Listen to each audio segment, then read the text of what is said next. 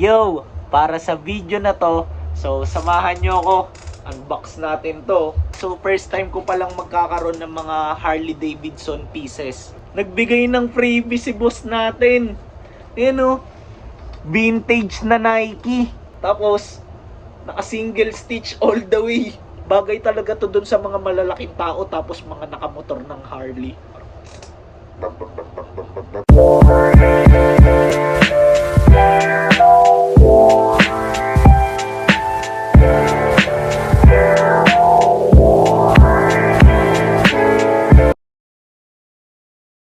Yo, para sa video na to, so samahan nyo ako, unbox natin to. So, tara, let's go! Tapos, bago ko to buksan, so share lang ako ng mga kwento about dito sa laman netong mga to. So, una, yung laman netong mga to is mostly Harley Davidson pieces. Okay? Tapos, napanalunan ko to sa isang bidding. Then, ang kulit kasi first time lang ako nag-bid dun eh. Tapos ako pa yung nakakuha nitong mga pieces na to. O, di ba? Tapos, edi, nung piniem ko na yung seller neto, ito mas makulit. So, basta, humaba yung kwentuhan namin. Then, ang naging bottom line, nalaman ko na nanonood pala siya dito sa channel natin. So, nakakatuwa, di ba? Tapos, after nun, baga kung saan na umabot yung usapan namin. Then, mostly, puro tungkol sa vintage shirt. Then, by the way, ito pala, nakuha ko to sa isang page na ang focus niya is vintage shirt.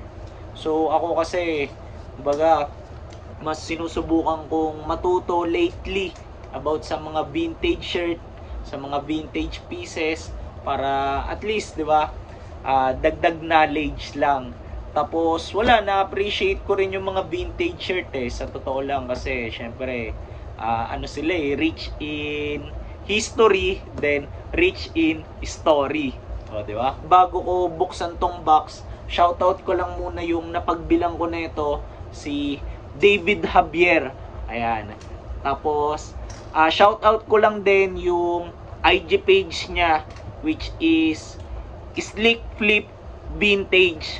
Pero para mas sure, so susubukan kong i-flash dyan sa screen yung handle ng page niya. Kasi gusto ko lang makabawi sa kanya kasi yun, sobrang dami niyang na-share na info sa akin about sa mga vintage shirt. So as a sign, para makabawi ako sa kanya, ang naiisip ko lang is, syempre, di ba, shoutout ko siya, then at the same time yung shop niya. So, if ever lang, so check nyo sana yung shop ng bossing natin. Tapos, kung sakali, bili rin kayo sa kanya. Kasi, sobrang accommodating niya na seller eh. Ito nga, nung pagkabayad ko, pinadala niya agad to right away eh. So, yan. Hindi ko napapatagalin. Buksan na natin to. Let's go!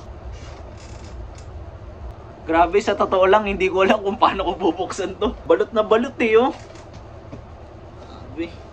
Hirap naman gumupit basta-basta kasi baka ang magupit ko may madamay na shirt sa loob eh, di ba? So, meron na ako nabuksan na isang side. Tapos, share ko lang din pala. So, first time ko palang magkakaroon ng mga Harley Davidson pieces. As in, mix pala tong mga to. Merong mga pambenta. Tapos, if ever may matripan ako, so, kukuha ko ng pang PSG ko, di ba? Then, let's see kung ano ang mga laman neto. Ayun na. Almost there. Yo, tignan nyo tong unang item. Damn, napakaganda nito. Nagbigay ng freebie si boss natin. Ayan o. Vintage na Nike. Nike na track pants. Sobrang solid. Grabe to. No, kaya nasabi kong sobrang solid. Tignan nyo naman. May mga multiple Nike logo dito sa bandang laylayan. No. Di ba? Tapos embroidered bawat isa. Pati sa kabila. Ayun, oh. Angas na ito. Tapos meron pa siyang,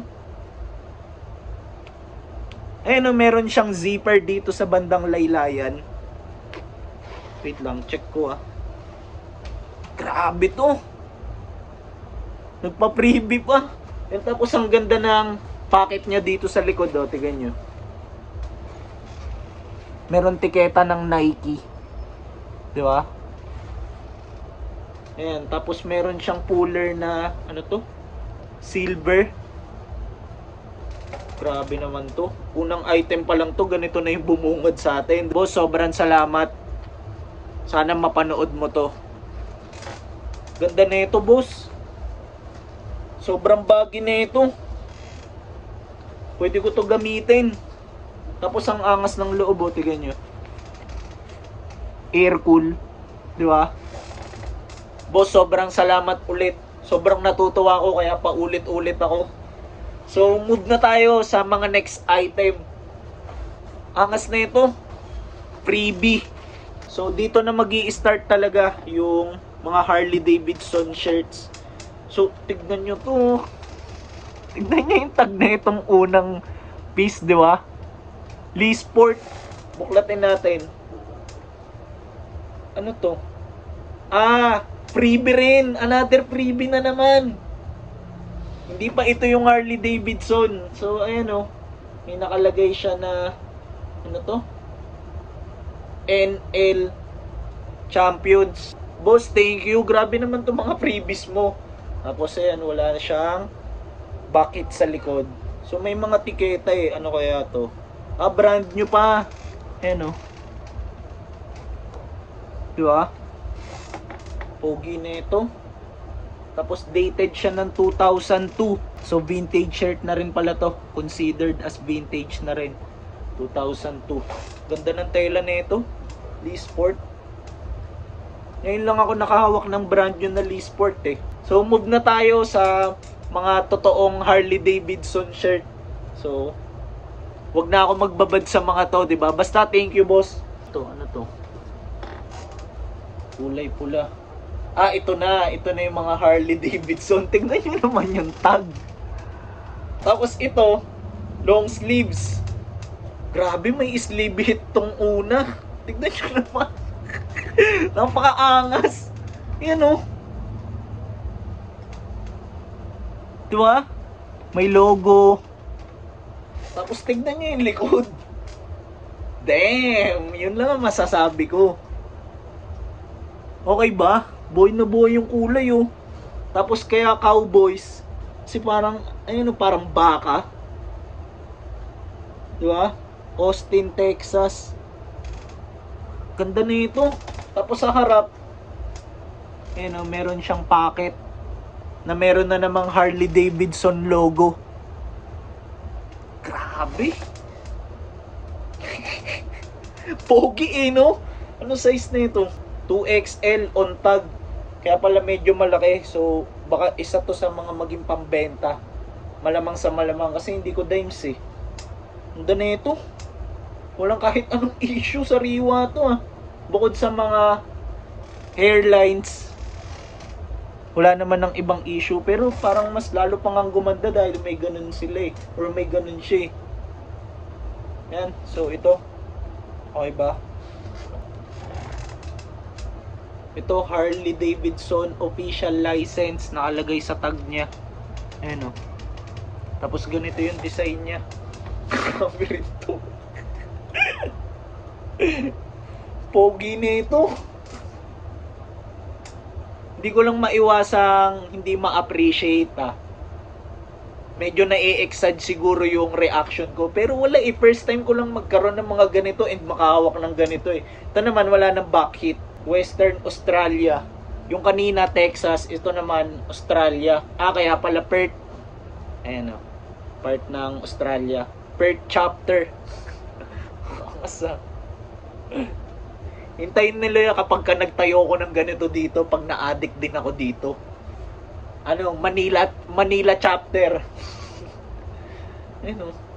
Pogi eh, no? Pero so far, mas trip ko yung isa kanina compared dito. Ito, Iba yung tag na ito ah. Naka-best. Ayan oh. Na medyo faded na. Ano to? Harley rin ba to? Di ko sure kung Harley to. Pero, ang ina. Napamura eh, no? Vintage shirt. Ewan ko kung ano to. Ayan oh. Street survival. Nakalagay. Tapos, naka-single stitch all the way. Ewan ko, baka freebie niya na naman to. Ang inang ganda nito. Angas nito. Tapos, pasok sa dimes ko to. 23/28. Ayan o. Grabe naman to. Ano kaya to? 1993 dated. Ganda rin nito. So far dun sa tatlo, sa dalawang Harley na nauna, tsaka dito, ito bias ko to so far. Ganda nito, ipi-PSG ko to. Angas. Tapos ito, so yung tag naman nito is Hanes. Printed tag na lang siya. Tapos ang dimes niya is 23.5/30. So XL na sizing. O ayun nga, XL nga on tag. Ayan o. Tapos ganito siya. The White Eagle may nakalagay. Tapos tignan nyo yung likod nito. Ayan o. Hindi ata to Harley. Pero baka sinama niya lang din, di ba? Ang angas din ng likod nito. Grabe naman to. Ganda pa ng kulay mismo ng shirt. Parang kulay abo. Ayan o. So next na tayo. Ito, ano to? Damn! Tignan niya yung likod na ito. Mile High, Harley Davidson. Ito naman, Denver, Colorado chapter. Tapos ito, meron siyang hard tag ng Harley. Ayan o, kagaya dun sa kulay pula kanina, meron siyang multiple tags. Tapos ganito yung harap niya. Harley Davidson motorcycle. Ayan. So baka maging pambenta ko to kasi medyo malaki. To, syempre Harley ulit. Tapos pag binuklat, ayan. Para siyang may print pa ng black on black, ayun oh. 'Di ba? Tapos ganito yung likod niya oh. Hollywood naman to. Kung saan na tayo napunta. Ganda rin nito, litaw na litaw talaga yung orange sa black eh, no? Pagka ganyan yung color combination. Ayan. Angas. Ito naman yung next. So, XL on tag. Tapos, syempre, Harley ulit. Tapos, ganito pag binuklat. Ah, grabe yung print nito. Agilo. Tapos, sa loob may motor. Tapos, tignan nyo yung likod. Grabe yung bakit. Ito naman, New Jersey chapter. San-san na talaga tayo napunta. Eh no, san-san talaga tayo pala mapupunta kasi Agila pala to, di ba? Siyempre, san-san makakapunta yung mga yan? Lumilipad yan eh, di ba? You know, ito baka maging pambenta ko to kasi ang laki, tsaka hindi ako naggaganito eh. Tatanungin ko na lang yung bossing ko kung magkano yung value ng mga ganito. Pero ang angas eh, no? Tingnan nyo naman. Bagay talaga to dun sa mga malalaking tao tapos mga nakamotor ng Harley. Hindi ako sigurado dun sa tunog ha, pero ganun yung mga bagsakan nila eh, di ba? Tas nakasando, tapos parang may tali na panyo dito, yung mga bandana, tapos medyo mahaba yung buhok, tas naka leather na sapatos, tapos denim na pants. Ganun yung bagsakan nila eh. You know, tapos mga nakasando ng ganyan. Angas. Grabe. Tignan nyo yung print nito. Ang angas nito. Yun o. Grabe naman to. Tapos sa likod, tignan nyo. Parang pang Insidious eh, no? Anong chapter naman kaya to? Wyoming naman to. Ayun o. Diba? Tapos ito, ang size niya 2XL, kaya pala ang laki. Ayun o. Magiging pambenta ko rin to. ito na yung ating second to the last item. So, proceed tayo dun sa last. So, para sa last item, sana naman size ko to. Para, hindi, 2XL din. No, para sana gagawin kong PSG. So, ganito naman yung design nito. Grabe rin. Tignan nyo yung kulay. Di ba? Tapos meron na namang EA. Nakasakay sa Harley. Nakalagay classic models. Ganda tapos ganito yung back niya. Ganda nito. Pero sa lahat ng mga nakuha and nabuksan ko, ang bias ko pa rin is yung Street Survival. Ewan ko kung anong shirt yun, pero nagandahan ako sa kanya. Ito pala, may nakalagay na naman na lugar, Nakalagay, Davenport, IA. Di ko sure kung sang lugar to. Pero, another chapter na naman, di ba? So, ito na yung pang-last sa mga pieces. Tapos, since napakita ko na lahat ng items na laman ng box, so, wala na, di ba? So, end ko na rin yung episode dito. So, dinocument ko lang to para ma-share ko rin sa inyo kung ano yung reaction ko, 'di ba? Kasi nga first time ko makahawak ng mga Harley Davidson piece, tapos meron pa akong little story kung paano ko sila nakuha, 'di ba?